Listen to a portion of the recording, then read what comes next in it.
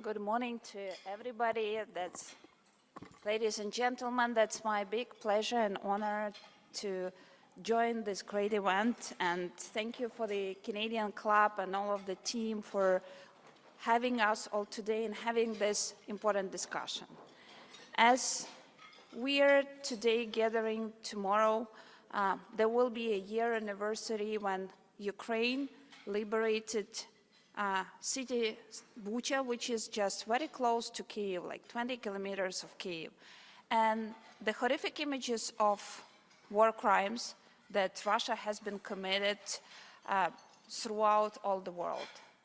And that was the cold shower for everybody to realize that this war is also such a high cruelty, and this war is not only the war with the tanks, but it's also the war against the people of Ukraine with a high level of cruelty, sexual crimes, and a lot of civilian casualties.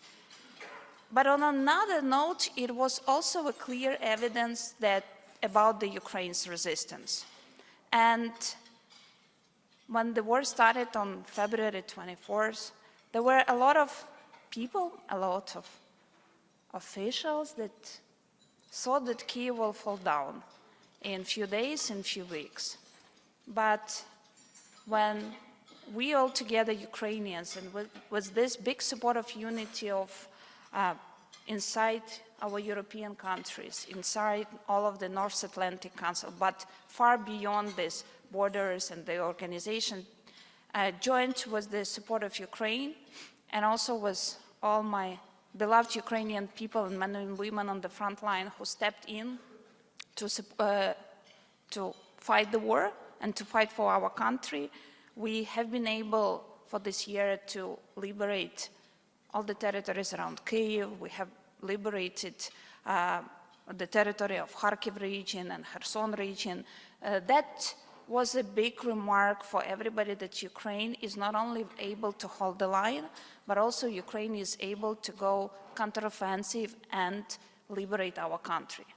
And we are fighting not only for our country, we are fighting on Ukraine's territory for our land, but also we are fighting for the values that join us all together, for democracy, for sovereignty, for human rights, and for our people. And the brave resistance of Ukraine is built on the battlefield, with many young men and women who joined voluntarily Ukraine armed forces to protect our country. And a big support of all of our allies on the military side help us to go further, help us to hold the line, and also plan counteroffensive operations to liberate our country. But there is also an outstanding economic resistance our country is living through, because war has also brought a big disruption both for Ukraine as a country, for the European Union, and for all of the countries around the world. Many of you, being in the private sector and looking on what is happening with the global economy, are reading economic outlooks, are looking on what will be with the inflation, what will be with the global GDP, both last year, this year, and years ahead. And in every single economic outlook, the course of the disruption of the global economy we all are facing now, one of these major causes is Russian war against Ukraine. So there is no single country that Russian barbaric war has affected directly or indirectly. Whether it's the record food prices that we all witnessed last year, whether it was the high fuel prices that fueled inflation in almost all of the countries around the globe, whether it's the disruption of logistics, whether it's a lot of things that brought the challenges we all are facing now. And we are very grateful to all of our partners and allies who both supplied us with the military support. That is needed because Ukraine wants to win this war, and Ukraine will win this war. And the timing of Ukraine winning the war is now much dependent on how much and how quick military support will be coming to Ukraine. And I think it's in our own and altogether interest to win this war as quickly as possible. That's why the military support is so crucial to Ukraine. But it's also so crucial for everybody of us being in the private sector. And sometimes this linkage is not so clear. But the linkage between ramping up the military support of Ukraine and coming down global inflation, bringing back the economic growth to the countries, it is very direct. And also on the terms of the economic resistance for Ukraine, we are grateful for this enormous support that our country is getting to help the country going on. As the war made the huge GDP decline, as the war brought in inflation, but it also showed the world the resilience of Ukrainian government and Ukrainian economy being able to live through the war. Just a few facts. There are not so many countries, I would say even none of them, that is more than 1 year in fighting the full-scale war, which banking system is working. And there was no single day of the disruption of the banking system in Ukraine, except for those territories that are controlled now with Russian occupation. The banking services, including the online banking services, are available for all of the Ukrainians. And the fintech sector is very much developed in Ukraine. Our foreign reserves are almost at the pre-war level. With the big support of the governments, including Canada, and we very appreciate the broad financial support that the government of Canada is providing to Ukraine. It helps us to keep stability on our macro-financial level. In terms of the resilience, Ukrainian companies have managed to agile. Many of them have managed to work during the wartime. Over 600 Ukrainian companies, and whether it's small, big businesses, have managed to relocate from those areas which are close to the front line to the areas on the western part of Ukraine which are not so affected during the war. And Ukrainian government is putting a lot of efforts to support the businesses going on, to support the jobs and to support the people working. The IT sector, where Ukraine has been for many years strong, and our IT sector for the last 8 years has grown 7 times and now is the biggest part of Ukraine's service export. Last year was growing. It means that those bright-minded Ukrainians with a very solid education, which are working for many foreign companies, including those here in Canada, are continuing their job. Ukraine have managed also last year to commission 72 megawatt of the wind power. Despite that, the Russians were specifically targeting all of the energy infrastructure, and precisely with the first months of the war, they targeted renewable energy as a big threat to Russian big influence on Europe before the war was the Russian supply of oil and gas. Ukraine has been resisting in this front as well. We managed to survive the winter. If we all recall our thoughts and concerns all together in Europe about the cold winter back last summer, today in Europe it's already spring.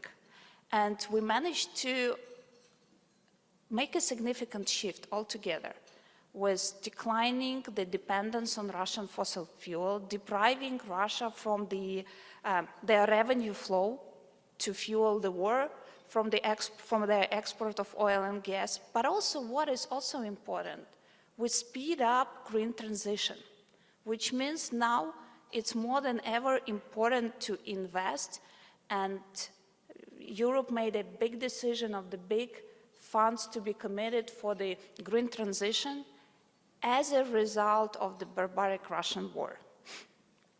When I'm saying that about Ukraine's economic resistance, just a few facts as well.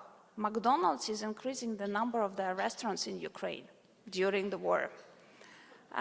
Unilever is launching the new facility, the new plant near Kyiv to start building this year. French companies have already started the project of rebuilding the bridges destroyed by Russian missiles.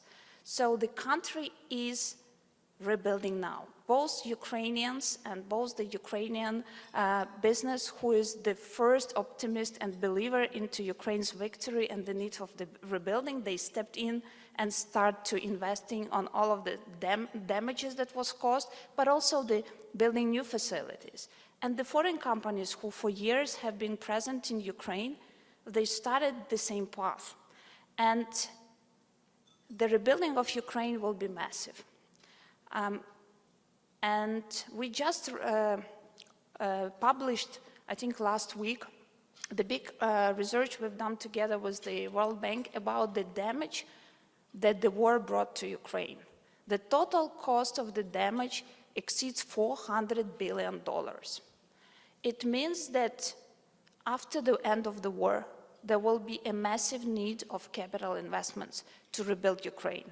And of course, the presence of the private sector will be crucial, not only for us as a country to rebuild, but also for all of the Europe to rebuild the damaged, both the infrastructure, both whether it's housing, whether it's energy sector, whether it's digital infrastructure. That's a massive opportunity to participate in this rebuilding. And why? First of all, because that will be the biggest capital investments on the European continent for the next 10 years. We can recall it to the Marshall Plan after the Second World War, but believe it or not, it will be more technological, more modern, because how Ukraine is seeing our rebuilding is building better. And of course, we need the private sector with our new technologies, with your experience, with your capital, to be with us in Ukraine. That will be a huge opportunity for many of you. The second thing, what differs, it's also Ukraine is on the path of EU membership. You never expected, if we were talking with you 3 or 4 years ago, that during a full-scale invasion, Ukraine will get the candidacy status for EU membership. And we are on the very speedy way to the process of being a full-fledged EU member. We actually are. We are a part of Europe from the logistics standpoint, from the energy standpoint, but more important from the value standpoint. And that's why Ukraine will be a full-scale EU member very soon. The third important thing is, I think the war, Russian invasion and the war showed that Ukraine is too important to ignore. Ukraine is the big player in the agri sector. Ukraine is a big player on the energy side. Ukraine is a big technology country. And many other spheres that you sometimes even did not realize where Ukraine is a part of the global value chains. And the last thing in terms of the rebuilding, we are working now together with both the governments of our partners and together with financial institutions. We are working with the biggest private equity funds in the world to set up the framework for the private sector to step in and invest in Ukraine's rebuilding. That will be a massive need, but that we are working also on the instruments to de-risk those investments and to speed up the decisions for you to make on our rebuilding path. So it's my pleasure and honor to be here with you, and I would say that my message is to many of you who are from the private sector. You need to start to think about your strategy in participating in the rebuilding of Ukraine. We are fighting, we will win the war with your support, and then we will have a big path together to rebuild Ukraine and build safer, better future for Europe. Thank you.